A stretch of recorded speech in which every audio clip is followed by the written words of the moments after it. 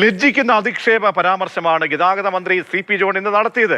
പൈസയില്ലാത്ത transport ബസ്സിൽ സ്ത്രീകൾ തള്ളിക്കയറുന്നു. എന്നാൽ മക്കളെ ഫീസ് നൽകി സ്വകാര്യ സ്കൂളുകളിൽ ചേർക്കുന്നു. അസുഖം വന്നു കഴിഞ്ഞാൽ സ്വകാര്യ ആശുപത്രിയിൽ പോകില്ല, പകരം സർക്കാർ ആശുപത്രിയുടെ വരാന്തയിൽ കിടക്കും.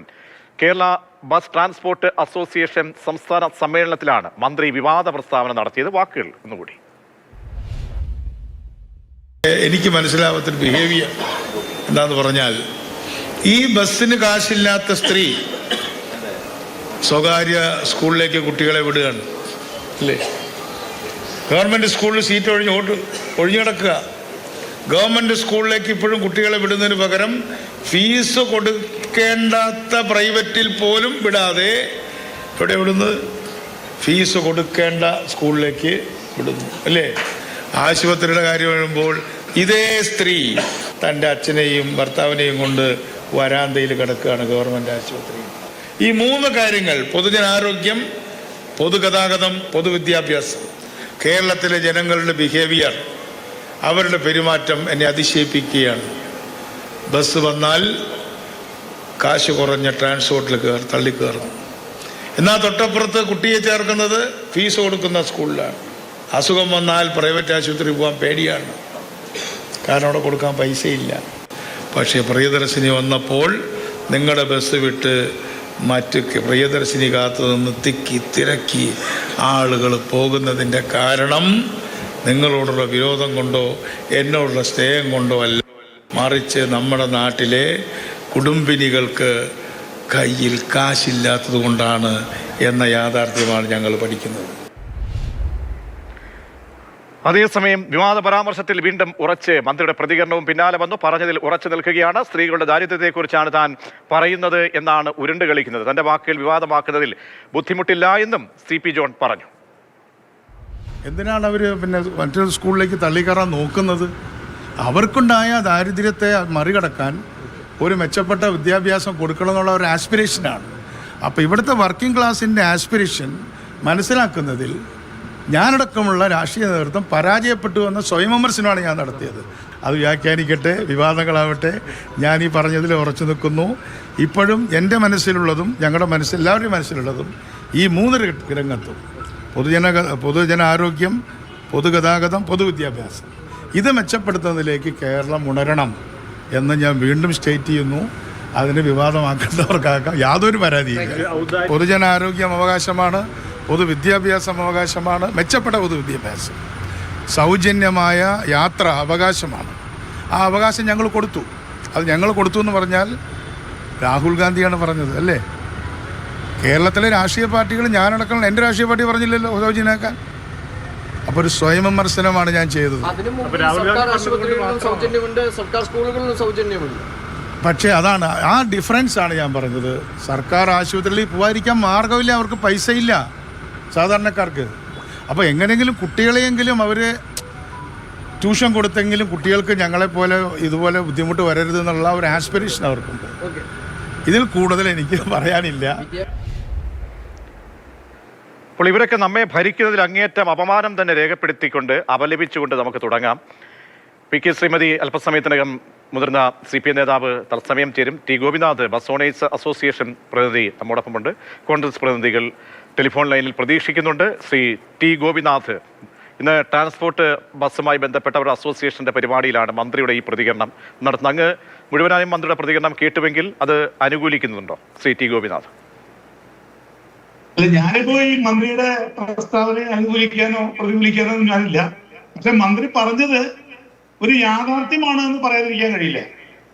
കാരണം സർക്കാർ ഇങ്ങനെ സാധാരണക്കാരായ പാവപ്പെട്ട ആളുകൾക്ക് വേണ്ടി അവർ പറയുന്ന സർക്കാരിന്റെ പറയുന്ന കണക്കുകളൊക്കെ നമ്മൾ പരിശോധിച്ചാൽ പാവപ്പെട്ട ആളുകൾക്ക് വേണ്ടി സാധാരണ വീട്ടുജോലിക്ക് പോകുന്നവരും ടെക്സ്റ്റൈൽ ഷോപ്പുകളിൽ ജോലിക്ക് പോകുന്നവരുള്ള സാധാരണക്കാരായ പാവപ്പെട്ട ആളുകൾക്ക് വേണ്ടിയാണ് സർക്കാർ ഇങ്ങനെ ഒരു പരിപാടി കൊണ്ടുവന്നതെന്ന് പറയുമ്പോഴും ഇവിടെ 1.5 ലക്ഷം രൂപ ശമ്പളം മേടിക്കുന്ന സ്ത്രീകൾ പോലും ഇന്നിപ്പോ KSRTC ബസ്സുകളിൽ കാത്തു നിന്ന് കയറുക. ഇവരൊക്കെ നേരത്തെ ഞങ്ങളുടെ സ്വകാര്യ ബസ്സുകളിൽ കയറിയിരുന്ന യാത്രക്കാരാണ്. അപ്പൊ പൊതുവെ ഈ സൗജന്യം കാണുമ്പോൾ ഈ സ്ത്രീകൾക്ക് അങ്ങോട്ടുള്ള ഒരു ആകർഷണം ഉണ്ടാവുക എന്നുള്ളതാണ് മന്ത്രി പറഞ്ഞതെന്നാണ് ഞാൻ ഉദ്ദേശിക്കുന്നത്. ഞാനിപ്പോ ഈ മന്ത്രിയുടെ പ്രസ്താവനയെ അങ്ങനെ അനുകൂലിച്ചോ പ്രതികൂലിച്ചോ പറയാൻ ഞാൻ ഉദ്ദേശിക്കുന്നില്ല.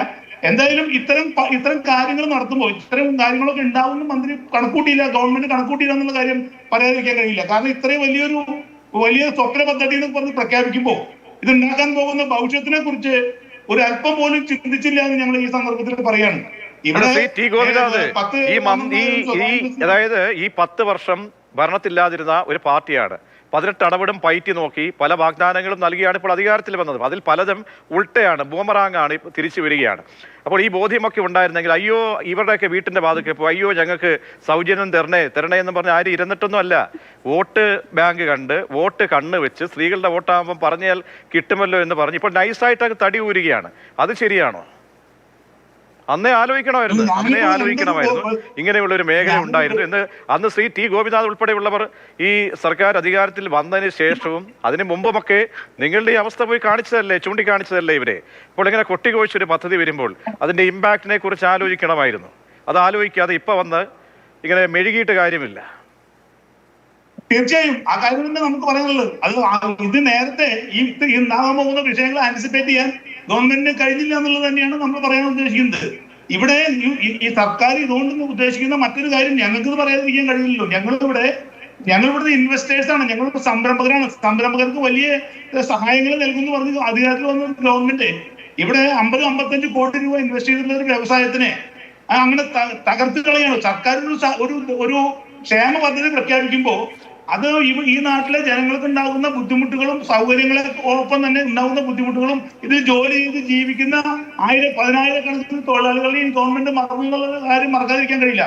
ഇപ്പൊ നമ്മൾ പരിശോധിക്കേണ്ടത് KSRTC ബസ്സിന് ഇത്രയും ആളുകളെ ഉൾക്കൊള്ളാനുള്ള കപ്പാസിറ്റി KSRTC മേഖലയ്ക്ക് ഉണ്ടോ എന്ന് പോലും ഈ ഗവൺമെന്റ് പരിശോധിച്ചില്ല. നമ്മൾ ഈ സമീപകാലത്ത് നടന്ന അപകടങ്ങളൊക്കെ ഒന്ന് പരിശോധിക്കേണ്ടതുണ്ട്.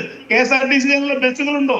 100-125 ആളുകളുമായിട്ടാണ് KSRTC ബസ്സുകൾ നമ്മുടെ നാട്ടില് സർവീസ് നടത്തിക്കൊണ്ടിരിക്കുന്നത്. ഇത്ര വലിയ സ്വപ്ന പദ്ധതി എന്നൊക്കെ പറഞ്ഞ് ഗോപിനാഥ് സ്വപ്ന പദ്ധതിയാണ്, ഓക്കെ അംഗീകരിക്കുന്നുണ്ട്. പക്ഷെ എന്താണ് ഒരു ബദൽ സംവിധാനം, ഒരു ആശ്വാസ പദ്ധതി, ഒരു പാക്കേജ് നിങ്ങൾക്ക് ഒരു റിലീഫ് തരേണ്ടത് സർക്കാരിന്റെ ബാധ്യതയാണ്. ആ സർക്കാരിന്റെ ബാധ്യതയാണ്. ഈ സ്വകാര്യ മേഖല തകരാൻ പാടില്ല. അത് നമ്മുടെ കേരളത്തിന്റെ ഒരു നാഡീവ്യൂഹം പോലെയാണ് ഈ സ്വകാര്യ മേഖല എന്നുള്ളത്.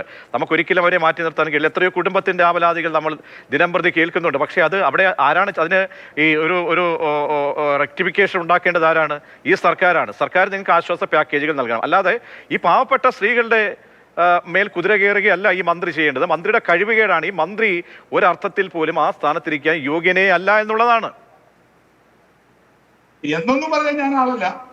അതിനെക്കുറിച്ചൊന്നും പറയുന്നത് ഞാൻ എന്റെ വിഷയമല്ല. എനിക്ക് അതിൽ പറയാനുള്ള ഗവൺമെന്റ് ഇക്കാര്യത്തിൽ ആവശ്യമായ പഠനം നടത്തിയില്ല. പിന്നെ ഇത് ഉപയോഗിക്കുന്നത് മന്ത്രി ഉദ്ദേശിച്ചത് ഒരു പക്ഷേ ഇത് ഉപയോഗിക്കുന്നത് സാധാരണക്കാരായ പാവപ്പെട്ട ആളുകളല്ല. നിങ്ങൾക്കറിയാം ഇവിടെ ഈ 25-30% മാത്രമേ ഇവിടെ KSRTC ഇവിടുത്തെ ജനങ്ങളുടെ യാത്രാ സൗകര്യം നിറവേറ്റുന്നുള്ളൂ. ബാക്കി 70 സ്വകാര്യ ബസ്സുകളാണ് ഇവിടെ നിറവേറ്റുന്നത്. അപ്പൊ മുഴുവൻ സ്ത്രീകൾക്കൊന്നും ഇതിന്റെ സൗകര്യങ്ങൾ ലഭിക്കുന്നില്ല. അപ്പൊ അതുകൊണ്ട് ഈ ഗവൺമെന്റ് തീരുമാനിക്കുന്നതായിരുന്നു ഇവിടെ എന്ത് ആനുകൂല്യം ആർക്കും നൽകുമ്പോഴും അവരുടെ ഒരു സാമ്പത്തിക സ്ഥിതി പരിശോധിക്കുക എന്നുള്ളത് ഒരു സ്വാഭാവിക നടപടിയായിരുന്നു. ഇവിടെ വോട്ട് കിട്ടാൻ വേണ്ടി വലിയൊരു ഇൻഡസ്ട്രിയെ തകർത്തുകൊണ്ട് ഉള്ള ഒരു നടപടിക്കാണ് ഞങ്ങൾക്ക് പറയാനുള്ളത്. ഞങ്ങൾ മന്ത്രിയുടെ പ്രസ്താവനയെ കുറിച്ചൊന്നും പറയാനായിട്ട് ഞാൻ അത്തരത്തിലൊരു രാഷ്ട്രീയ പാർട്ടിയുടെ പ്രതിനിധിച്ചു പോയിരിക്കുന്ന ആളല്ല. ഞാൻ ബസ്തർമ സംഘടന എന്ന നിലയിൽ, നേതാവ് എന്ന നിലയിൽ എനിക്ക് പറയാനുള്ളത് സർക്കാർ ഇക്കാര്യത്തിൽ പുനഃ നടത്തണം. ഇപ്പോ സർക്കാർ ഒരു കമ്മിറ്റി നിയോഗിച്ചിട്ടുണ്ട് ഞങ്ങളുടെ കാര്യം പരിഗണിക്കാന്ന് പറയുന്നത്. ഞങ്ങൾ ഗോപിനാഥ് ഈ ഇവരുടെയൊന്നും വീട്ടിലോ ഈ സർക്കാരിന്റെ മുന്നിലൊന്നും ഞങ്ങൾ ഈ ഇവിടുത്തെ സ്ത്രീ സമൂഹമോ നമ്മുടെ സഹോദരിമാരോ ആരും ഭിക്ഷയാചിച്ചൊന്നും നിൽക്കുകയല്ല. ഈ മന്ത്രിയുടെ വകയല്ല, ഈ കുടുംബസ്വത്തൊന്നും അല്ല ഈ സംവിധാനം അല്ലെങ്കിൽ സിസ്റ്റം എന്നൊക്കെ ഓർക്കണം. കാര്യം അങ്ങനെ ഞാൻ രൂക്ഷമായി നമുക്ക് പറയേണ്ടി വരുന്ന കാര്യം എന്താണ്? ഇവരൊക്കെ ഇങ്ങനെ തേൻ തൂകുന്ന വാക്കുകളിലൂടെ തെരഞ്ഞെടുപ്പ് പ്രചരണ കാലത്ത് പറഞ്ഞ വാക്കുകൾ കേരളത്തിന്റെ മുന്നിലുണ്ട്. ഈ പദ്ധതിയെക്കുറിച്ച് എത്രത്തോളം വളരെ ചടുലമായ ഒരു സംവിധാനമാണ്, കേരളം ഇതാ മാറ്റത്തിന്റെ പാതയിലേക്ക് എന്നൊക്കെ പറഞ്ഞ മന്ത്രിയാണ് ഇപ്പോൾ മലക്കം പറയുന്നത്. മന്ത്രി മുൻപ് പറഞ്ഞ ആ വാക്കുകൂടി ഒന്ന് കേൾക്കാം. മന്ത്രി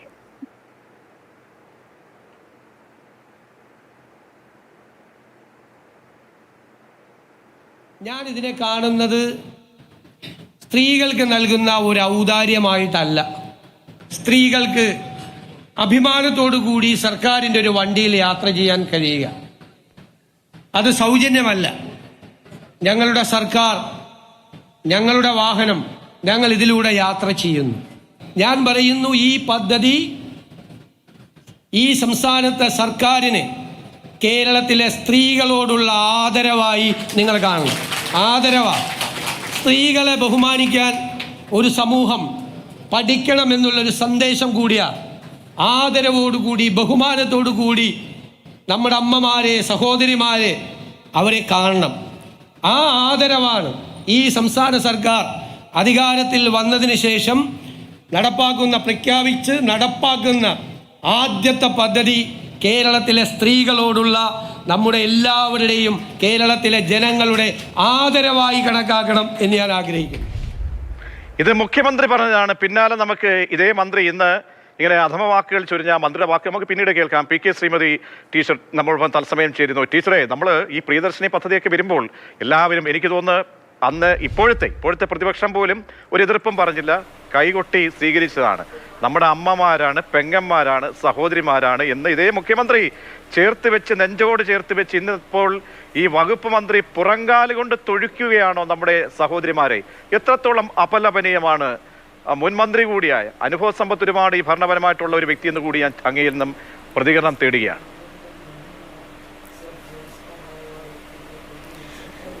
താങ്ക് യു.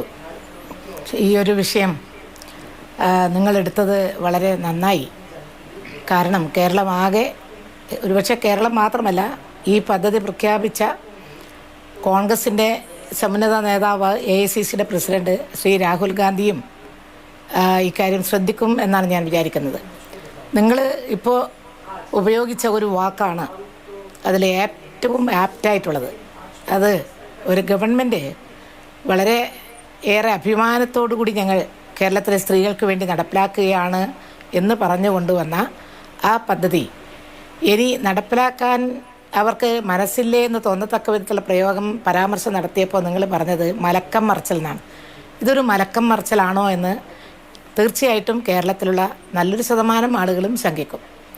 കാരണം അത്തരത്തിലുള്ള ഒരു പരാമർശമാണ് വകുപ്പ് മന്ത്രി, ട്രാൻസ്പോർട്ടിൻ്റെ മന്ത്രി ശ്രീ CP ജോണിൻ്റെ ഭാഗത്ത് നിന്ന് വന്നിട്ടുള്ളത്. ഒരിക്കലും അദ്ദേഹം ഉപയോഗിക്കാൻ പാടില്ലാത്ത ഒരു മന്ത്രിയുടെ ഭാഗത്തു നിന്ന് ഉണ്ടാകാൻ പാടില്ലാത്ത, തീർത്തും അനുചിതമായ, തീർത്തും അനവസരത്തിലുള്ള ഒരു പരാമർശമാണ് എന്ന് മാത്രമല്ല അതിൽ അധിക്ഷേപത്തിൻ്റെയും സ്ത്രീകളോടുള്ള നീരസത്തിൻ്റെയും അംശങ്ങൾ അതിലുണ്ട്. കാരണം ഈ പദ്ധതി കൊണ്ട് ആനുകൂല്യം സ്ത്രീകൾക്കങ്ങ് കിട്ടിപ്പോകുന്നു, സ്ത്രീകളെല്ലാം സൗജന്യ യാത്ര ചെയ്യുന്നു എന്ന ചിലരുടെയെങ്കിലും ഇഷ്ടപ്പെടാത്തൊരു കാര്യം. അതായത് ചിലരെങ്കിലും സ്ത്രീകൾക്കിപ്പോൾ സൗജന്യമായി യാത്ര ചെയ്യാമല്ലോ, ഞങ്ങൾക്കില്ലല്ലോ. ഇവരുണ്ടാക്കുന്ന പൈസ ഒരു മാസത്തിൽ 1000 1500 രൂപ ഇതിലൂടെ സ്ത്രീകൾക്ക് കിട്ടിയാൽ അവർ വേറെ എവിടെയും കൊണ്ടുപോകില്ല. അത് അവരുടെ കുടുംബത്തിലേക്ക് കിട്ടുന്ന അധിക ലാഭം എന്ന്, അധിക വരുമാനം എന്ന് മാത്രമേ നമുക്കതിനെ കാണാൻ പറ്റൂ. ഈ ഒരു പദ്ധതിയെ സംബന്ധിച്ച് പറയുന്ന സന്ദർഭത്തിൽ നമുക്കൊരു കാര്യം ഉണ്ടാകുന്ന അനുഭവങ്ങൾ വളരെ പ്രധാനപ്പെട്ടതാണ്. അപ്പോൾ ഞങ്ങളെ പോലുള്ളവർക്ക് ഇതുമായി ബന്ധപ്പെട്ട അനുഭവം ഉണ്ടെങ്കിൽ നിങ്ങൾ ജനപ്രതിനിധികൾക്കായിരുന്ന ആളുകൾക്കൊക്കെ ഒരുപാട് അനുഭവങ്ങൾ പറയാനുണ്ട്. കാരണം നമ്മുടെയൊക്കെ അനുഭവത്തിലാണെങ്കിലും എനിക്കറിയാവുന്ന ഒരു പാവപ്പെട്ട ഒരു സ്ത്രീ, അവർ ജോലിക്ക് പോവുകയാണ്, ഭർത്താവ് സുഖമില്ലാതെ കിടക്കുകയാണ്. അങ്ങോട്ടും ഇങ്ങോട്ടുള്ള പൈസ എന്ന് പറഞ്ഞാൽ 50 രൂപയാണ്. ആ 50 രൂപ ഒരു മാസമാകുമ്പോൾ 1500 രൂപയാണ്. ആ 1500 രൂപ ആ ഭർത്താവിൻ്റെ ചികിത്സയ്ക്കായി മാറ്റിവെക്കാൻ കഴിയുന്നുണ്ട്. അങ്ങനെ ഒരു പ്രോജ്വല പദ്ധതി കൊണ്ടുവരുമ്പോൾ അവിടെ ഈ എല്ലാം വോട്ട് കൊടുത്ത ഒരുപാട് സ്ത്രീകളുണ്ട്, കുട്ടികളുണ്ട്, വിദ്യാർത്ഥികളുണ്ട്.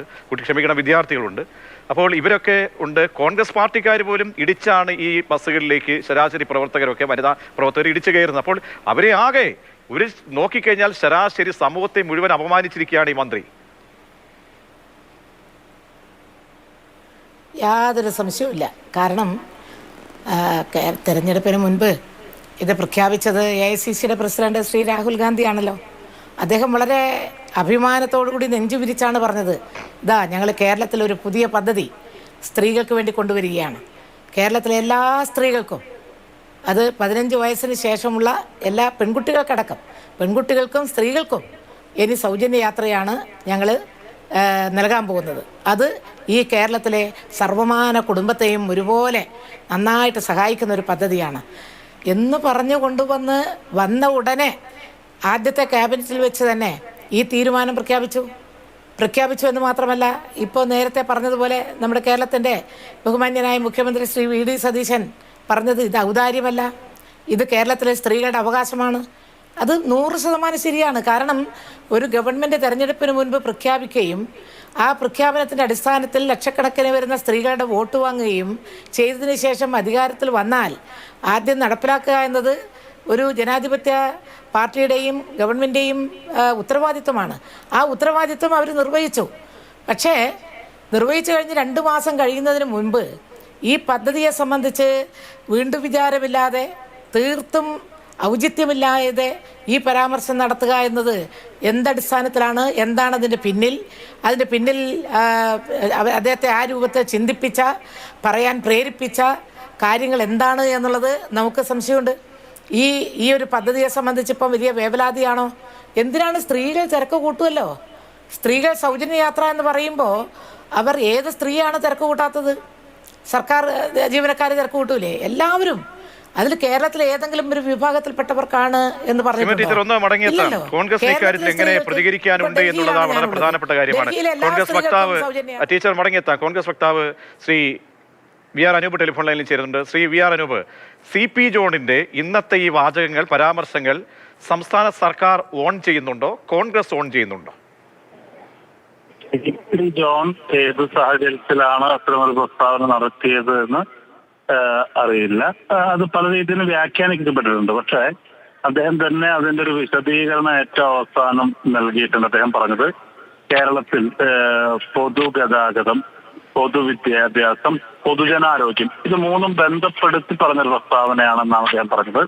പൊതുഗതാഗതത്തിലും പൊതുജനാരോഗ്യത്തിലും സർക്കാർ സൗകര്യങ്ങൾ ഉപയോഗപ്പെടുത്തുന്ന ആളുകൾ പലപ്പോഴും വിദ്യാഭ്യാസ മേഖലയുടെ കാര്യത്തിൽ സ്വകാര്യ സ്കൂളുകളെ ആശ്രയിക്കുന്നു എന്നർത്ഥത്തിലാണ് പറഞ്ഞതെന്ന് അദ്ദേഹം വിശദീകരിച്ചിട്ടുണ്ട്.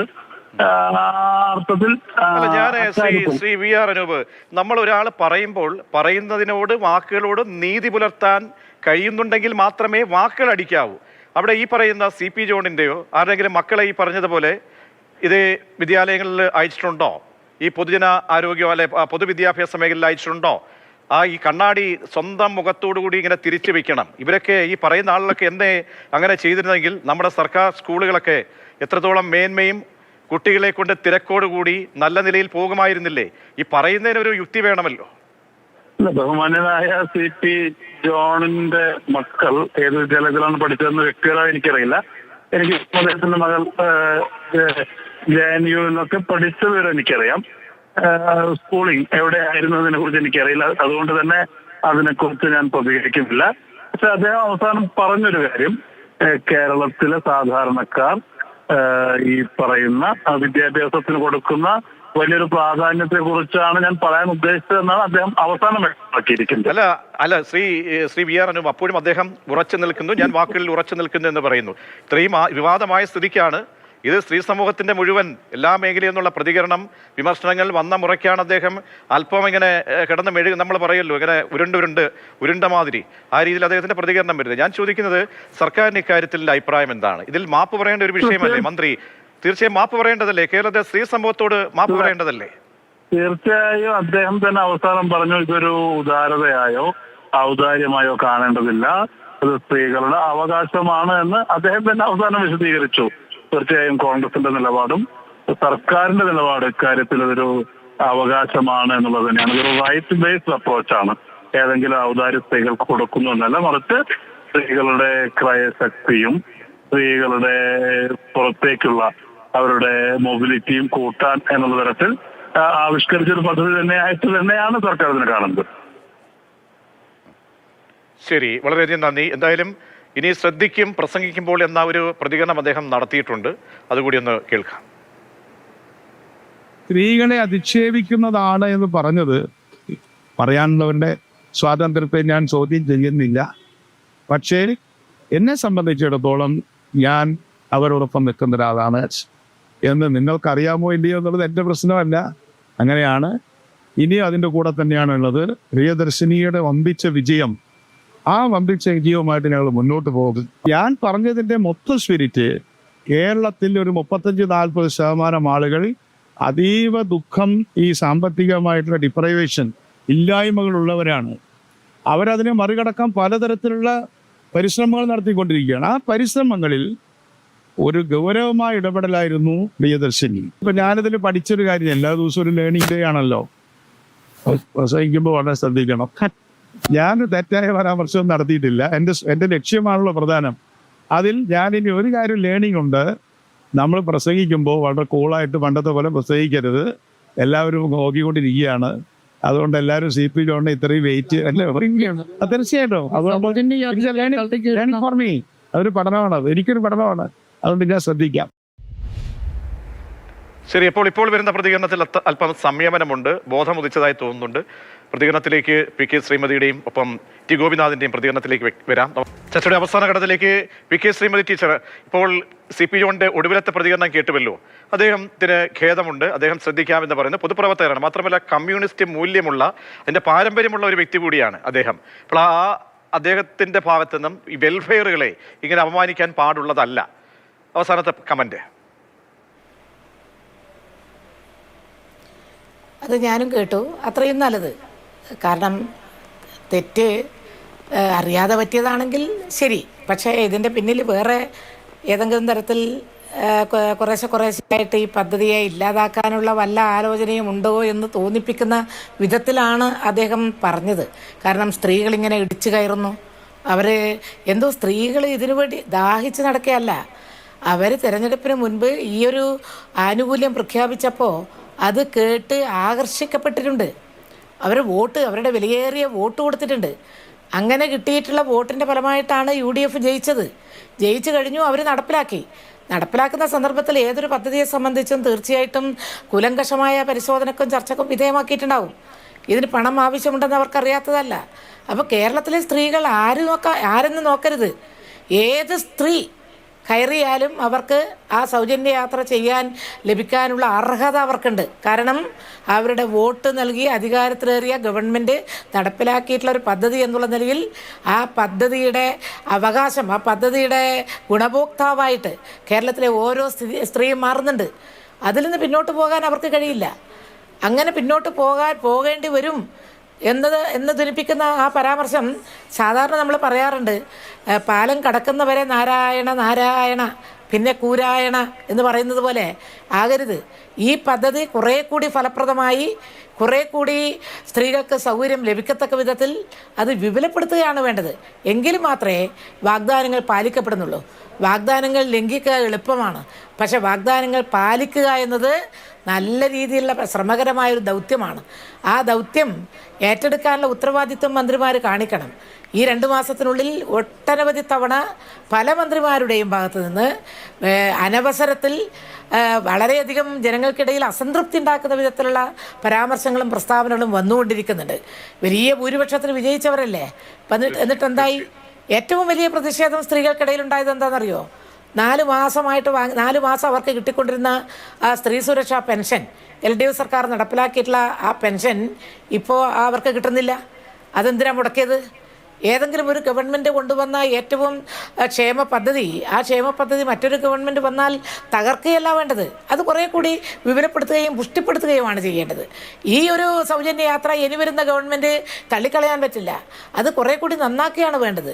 ജനങ്ങളുടെ ക്ഷേമം ലക്ഷ്യമാക്കി നടത്തുന്ന ഓരോ പദ്ധതിയും കാലാകാലങ്ങളിൽ ഓരോ തുടർ ഗവൺമെൻറ്റും അത് മെച്ചപ്പെടുത്തുക എന്ന ഉത്തരവാദിത്വമാണ് യഥാർത്ഥത്തിൽ തിരഞ്ഞെടുക്കപ്പെടുന്ന ജനാധിപത്യ ഗവൺമെൻറ്റിനുള്ളത്.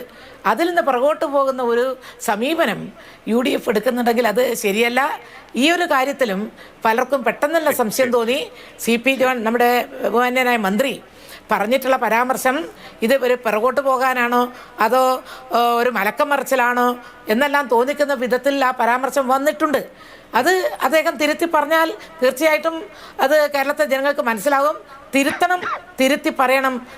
അത് ഒരു ക്ഷമാപണത്തിൻ്റെ രീതിയിൽ വരണം എന്നുള്ളത് തന്നെയാണ് അദ്ദേഹം പറഞ്ഞു. അത്രയും നല്ലത്. അതിലെനിക്ക് യാതൊരു വിയോജിപ്പില്ല. അതിനെ ഞാൻ സ്വാഗതം ചെയ്യുന്നു. പക്ഷേ കുറേ കൂടി ക്ലിയറായിട്ട് ഞാനങ്ങനെ പറയരുതായിരുന്നു.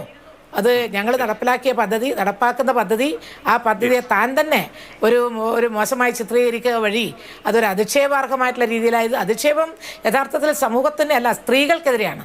സ്ത്രീകൾ ഇങ്ങനെ എന്തോ സൗജന്യം കിട്ടാൻ വേണ്ടി ഇങ്ങനെ ദാഹിച്ച് മോഹിച്ച് നടക്കുകയാണ്. എന്തിനാ? അവർക്ക് കിട്ടിയിട്ടുള്ള വാഗ്ദാനമാണ്. Yes. ആ വാഗ്ദാനം ഔദാര്യമല്ല, അത് അവരുടെ അവകാശമാണ്.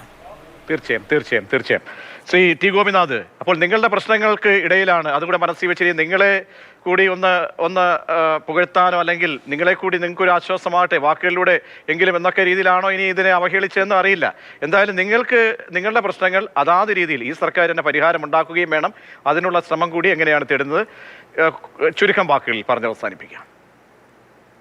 ഞങ്ങള് ഇതുമായി ബന്ധപ്പെട്ട് സർക്കാർ ഒരു കമ്മീഷനെ നിയമിച്ചിട്ടുണ്ട്. ഈ കമ്മീഷന്റെ മുമ്പിൽ ഞങ്ങളുടെ പ്രയാസങ്ങളും ബുദ്ധിമുട്ടുകളും ഞങ്ങൾ പറഞ്ഞു കഴിഞ്ഞു. അതിന്റെ അവസാന കാലഘട്ടത്തിലേക്ക് കടക്കുകയാണ്. ഞങ്ങളിപ്പോ ഗവൺമെന്റിൽ പ്രതീക്ഷയുണ്ട്. ഞങ്ങൾ ഗവൺമെന്റിന് 2-3 കാര്യങ്ങൾ ആവശ്യപ്പെട്ടിരുന്നു. ആ കാര്യങ്ങളിൽ ഗവൺമെന്റ് അനുകൂലമായിട്ടുള്ള നിലപാട് ഉണ്ടായില്ലെങ്കിൽ ഇതിന്റെ യഥാർത്ഥ ഭവിഷ്യത്ത് അനുഭവിക്കാൻ പോകുന്നത് ഇത് ബസ് ഉടമകൾ മാത്രമല്ല, ഈ നാട്ടിലെ സാധാരണക്കാരായ യാത്രക്കാരാണ് ഏറ്റവും കൂടുതൽ ഇതിന്റെ ബുദ്ധിമുട്ടുകൾ അനുഭവിക്കാൻ പോകുന്നത് എന്നുള്ള കാര്യം ഗവൺമെന്റ് മനസ്സിലായിട്ടുണ്ടെന്നാണ് വിശ്വസിക്കുന്നത്.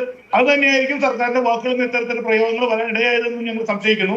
അപ്പൊ ഞങ്ങളെ സംബന്ധിച്ചിടത്തോളം ഞങ്ങൾക്ക് സർക്കാരിന്റെ പൂർണ്ണ വിശ്വാസമുണ്ട്. ഞങ്ങളെ സംരക്ഷിക്കാനുള്ള നടപടി സർക്കാരിന്റെ ഭാഗത്ത് ഉണ്ടാവും എന്ന് തന്നെയാണ് ഈ നിമിഷം ഞങ്ങൾ വിശ്വസിക്കുന്നത്.